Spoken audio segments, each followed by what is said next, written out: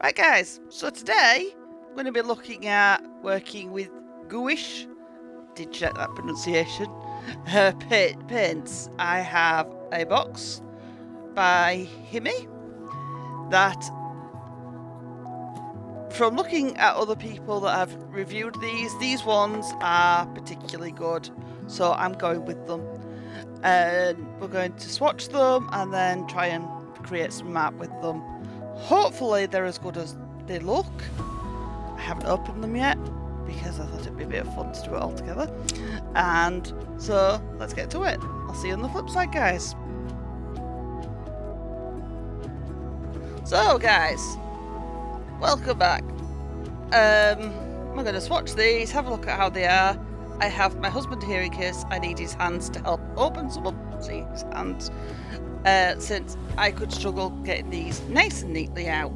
So we've got a really tough box these are in. They are really well out and durable, and for the price that you pay for this set, by the way, it's absolutely amazing. I think it was £26 I paid, which is brilliant. Palette. What's that? Ooh, some little paintbrushes. Nice. See how good the quality of them are. I can use them to swatch with. Might as well see what the quality of them are like. Well, they're actually good quality paintbrushes. They're obviously... they're acrylic, not acrylic, oh, what's the word? They're not artificial based, but they're not bad still. I tend to use sable as a preference. Now, watch why I don't keep lids like this back on things. I struggle to get them back in. So, we've got a general watercolour style brush, a filbert, and I don't have a name of, because I can never work out the names of all of them. This is what happens when you're self-taught. And we've got our own little palette to mix on. I always like new palettes. So they come in these little... let's have a look. Ooh. Tubs. And apparently they stay wet for a good time afterwards as well. So it's not just one shot to use. And once you'd have used them, and if they have dried out, they reactivate with just a bit of water too, which is really cool to know. So I'm going to get these out and lined up and that gets sped up, or my husband's going to go. I was trying to keep them in a colour order. Michael! Now, hey, then. Michael, stop now. You're here as a helper, not destroyer. Please put it back. Right, so as we put them back in the colour order I want them on. 1, 2, 3, 4. Please don't mess. Hyperactivity. It affects all our family, by the way. He thinks he's being funny now. He will give it back. He knows I'm filming and annoying me when I'm filming. It's not nice, is it, dear? He says he's only done that to make it easier. So, I tend to like my supplies set up going from warm to cool. So don't open them yet. Don't put them back in later. They don't go in like that. So I'm just going to be lining them up, so I can work out how I want these. Now, however you set your own palettes up, that's obviously down to you. They're your palettes. So I'm going to put the dark colours down here. Let's start with the blues. Blues. Purples always tend to be a good meet in the middle because they fall between the pair to me. But yeah, again, I'm the person with no official training, and this is just the way I do things. Browns go up there, and then we've got one white, one black. So let's get the tub back and let's see how this goes. So the idea is we get what's in here into here.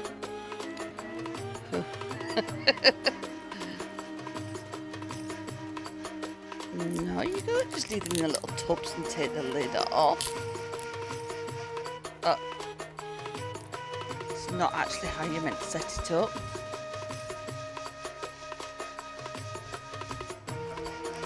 Ooh, that's a weird texture. So, the little tubs are for the short-term carriage, so you're meant to set this up as a full paint palette. So, we're opening, and then the idea is that we literally do this, and apparently it will go into there. No, it is going into there. Okay, so we are going to just take the lids off and put them back in. Maybe that is what you are meant to do. Okay, so I'm going to let you... I'm sure I saw people pouring them in.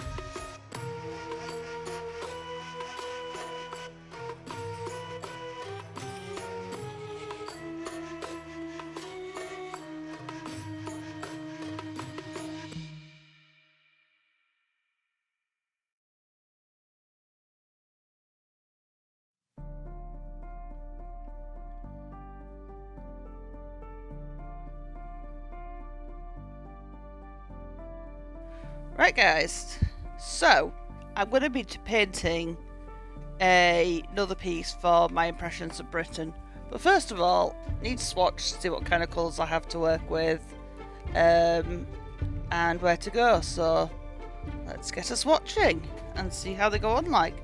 Now watercolour is something I've worked with a little bit, and it's got a very high low opacity, meaning basically it's translucent, and that's definitely not translucent. Whoa, look at that. So that's cool. That's just even a starter. Let's get the water over here since I'm going to be doing this a bit. That's impressive. Such rich colour. But the thing is, if it's meant to act as a watercolour and as an acrylic, watercolours have tricks that acrylics don't, and so forth. Now, I'm not going to be the good clean swatcher, by the way, that's going to write the names next to every single swatch I've done, because it's not me. I am not organised. I'm just going to show you what they look like down. See? My husband's laughing. But writing itself actually hurts my hands. I'm good at painting, but writing is something I really struggle with because of the movements of the movements it does to my carpals. So it's just not going to happen. So red. I'm going to let this speed up as I get them down, and then we'll go from there.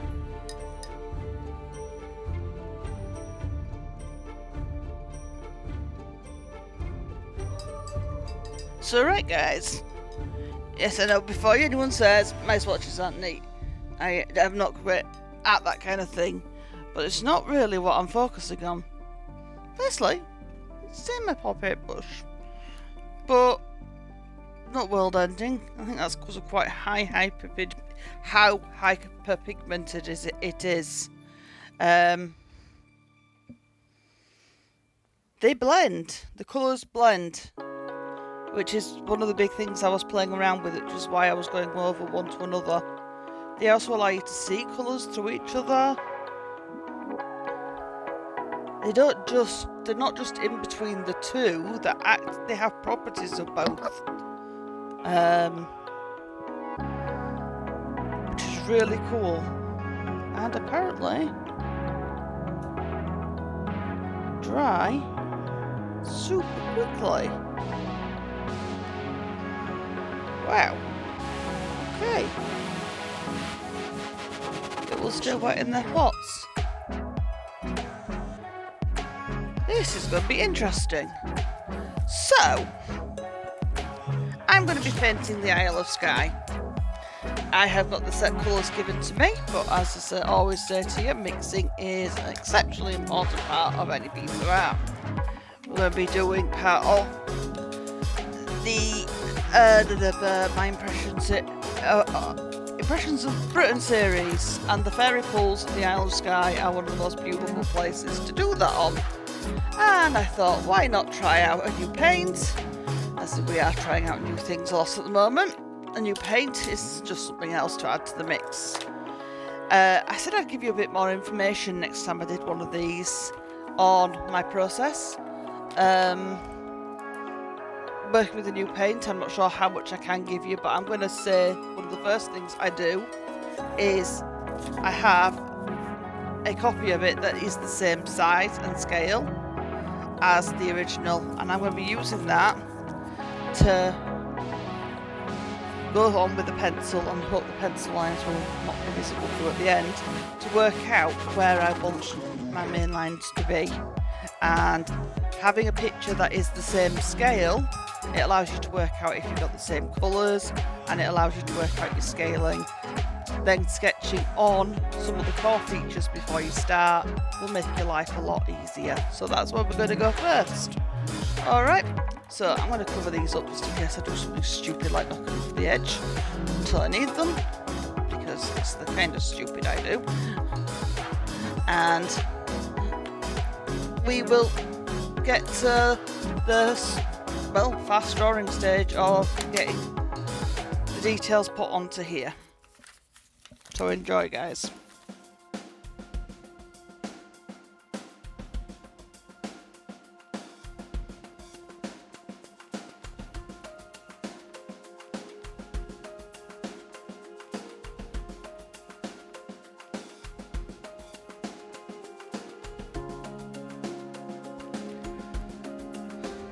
So, right guys, I've done the line work and I'm moving on to the painting. The first thing I always do is try to knock the sky out. Blocking that area out just gives you an idea where everything else is standing. Now the sky in this one isn't actually that big, so I'm still sticking to the same rule, and it's actually not as colourful as a lot of the skies I usually do. But the rule stands, so knock that sky out before you go on to your next part. Don't worry about going over your lines a bit, just there as guidance, and then we'll come back to the next bit. Obviously, just if your right colour isn't there in your box, you've got the ability to mix your colours, and it makes your life a whole lot easier once you start mixing. So yeah, that's just a couple of minutes just to jump in on what we're going to do there, and let you know that, well, the next place I'm going to be doing is the next blocking out, which is going to be the pond and mountains. But this bit is all about blocking out the biggest blocks of colours that you can find. So find them core colours, block them out. You're not going for fine detail at this point. You're going for the big patches of colour. We go back in later to add all our details. So don't worry if you think, oh, that's not looking anything like my finished piece. It's not going to at this stage. That's absolutely fine. And I'll get back to you in a bit later once I've got all this blocking out done.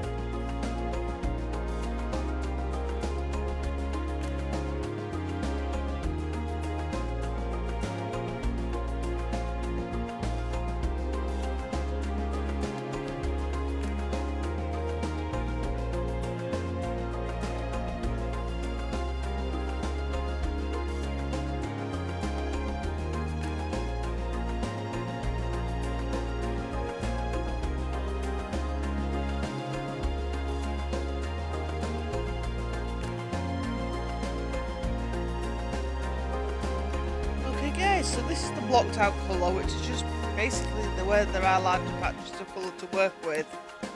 It's just putting them on. A lot of it which will end up being background, but now it's time to do the bit that takes time, which is adding all the little nitty-gritty details. So we've got this background, which is looking good.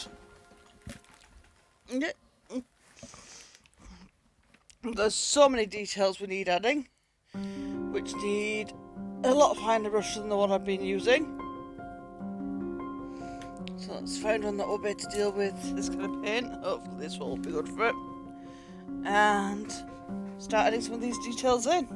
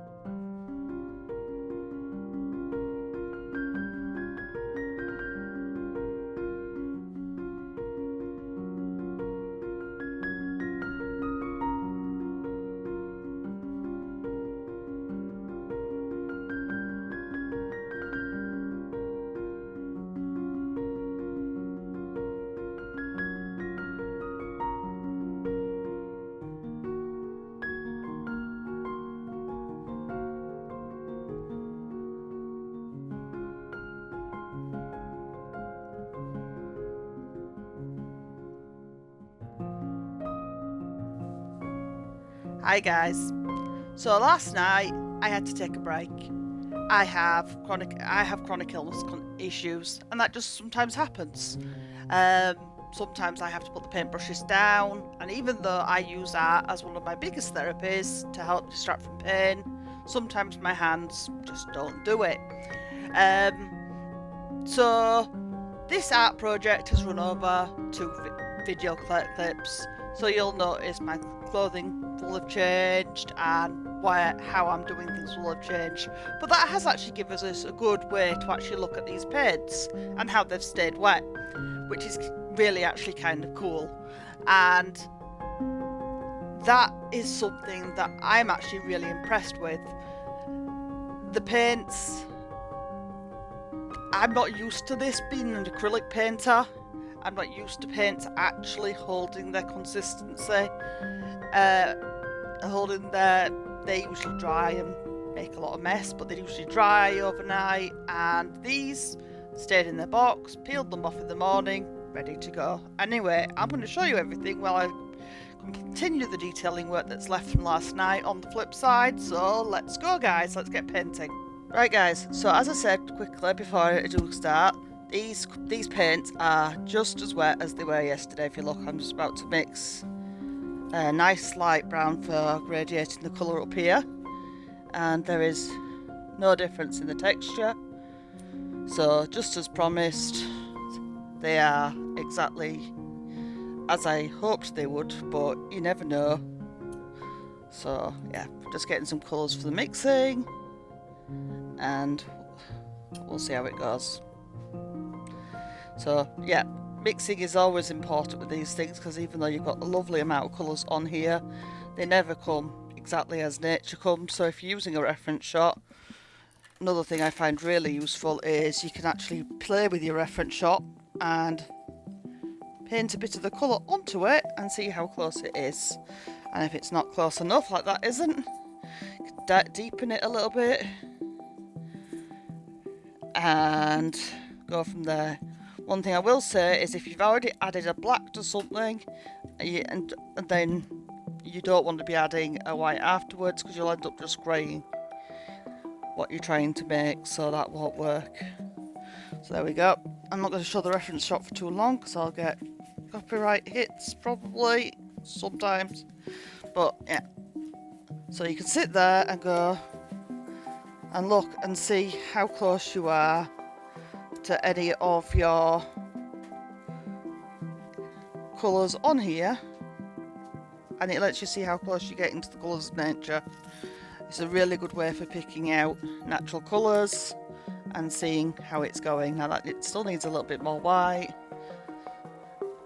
and there we go. That should have that just spot on. So that's just a little tip for you if you're trying to make it look as natural as possible. Now obviously I'm working with Impressionism, so the colours are really important. I'm going to let you go to listen to the music, so a bit of speed painting will come back on. So yeah, I'll leave you to it. Stay safe, well, stay safe and well guys, but yeah, enjoy the painting.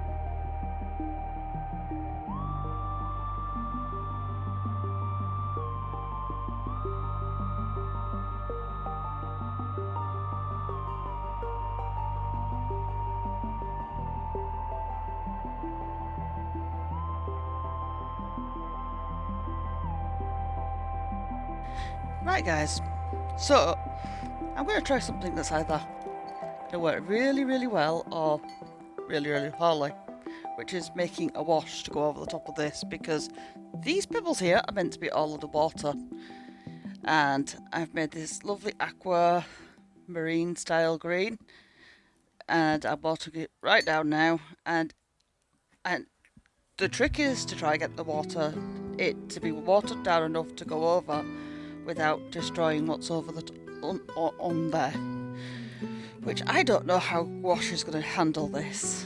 I know how I've done it with other mediums, so they could either completely melt away and I'm going to have to paint them on again, or they could not, but you get to see either way.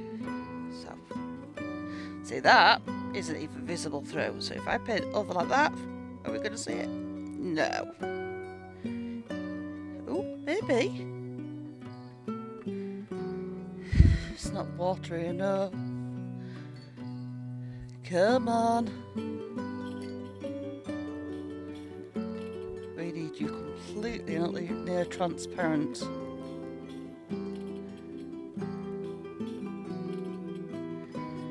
when I do this, yes.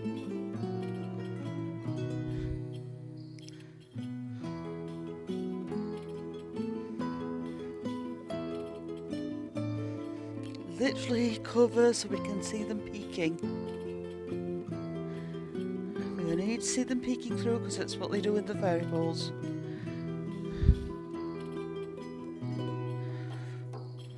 It's not perfect.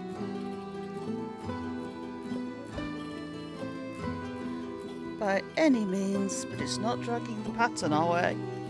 That one's there's meant to peek up. And then it seems these. To there. Oh guys, not perfect, but not bad.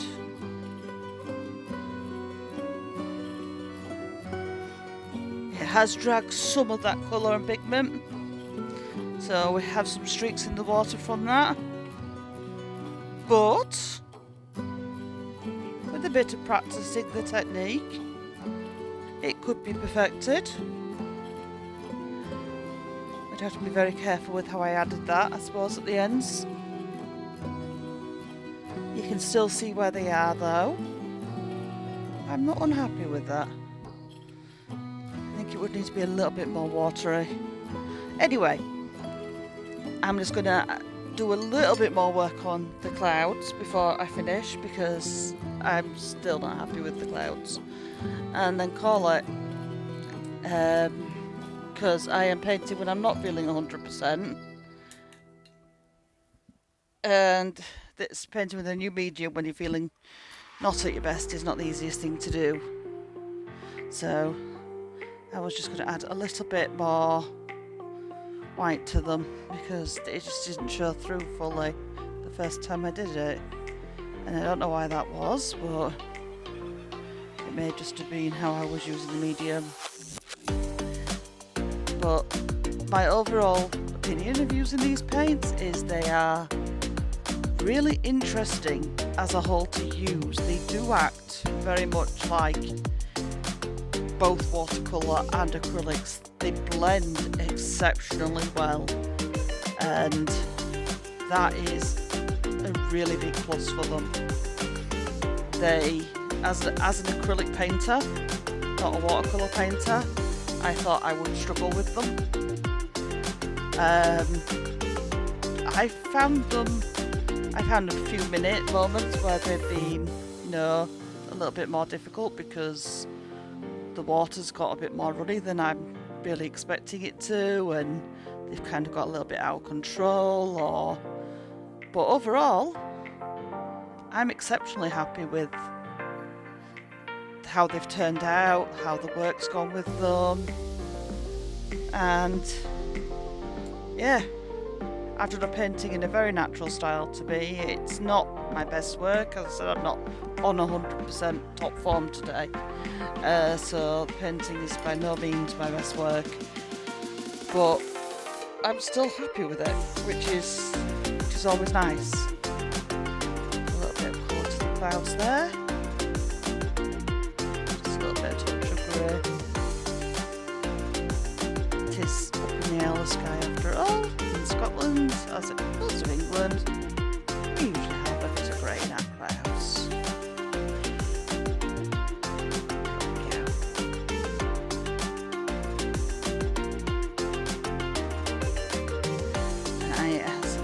I'm going to leave it as that.